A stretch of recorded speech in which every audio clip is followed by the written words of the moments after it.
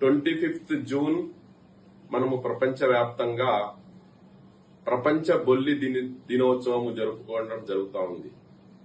ఈ సంవత్సరం యొక్క నినాదము అపోహల నుంచి ఆత్మవిశ్వాసం వైపు.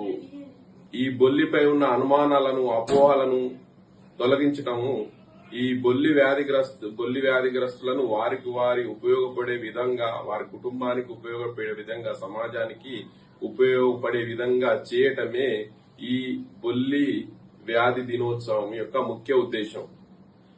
బొల్లి వ్యాధి అంటువ్యాధి కాదు.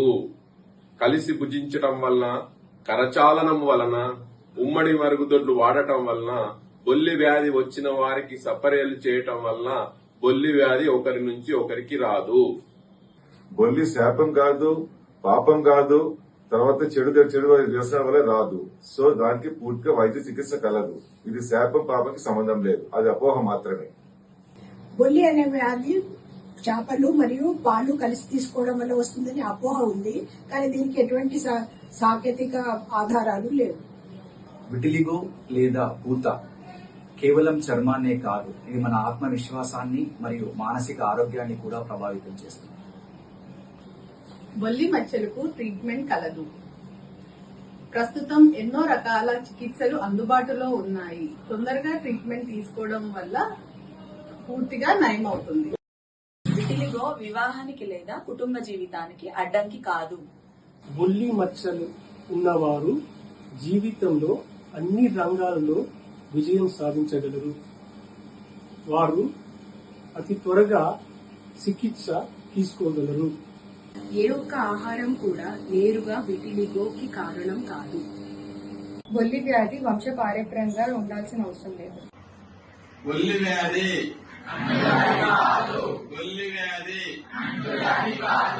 బొల్లి వ్యాధి చాలా వరకు బొల్లి వ్యాధి చాలా వరకు బొల్లి వ్యాధికి బొల్లి వ్యాధికి చికిత్స కొరకు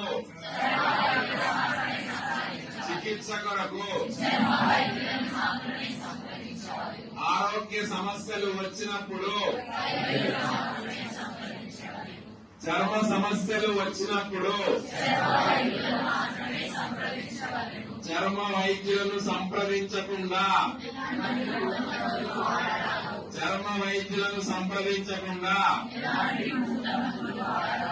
స్టీరాయిడ్ పూత మందులు వైద్యులను సంప్రదించకుండా వాడరాదు. స్టీరాయిడ్ పూత మందులు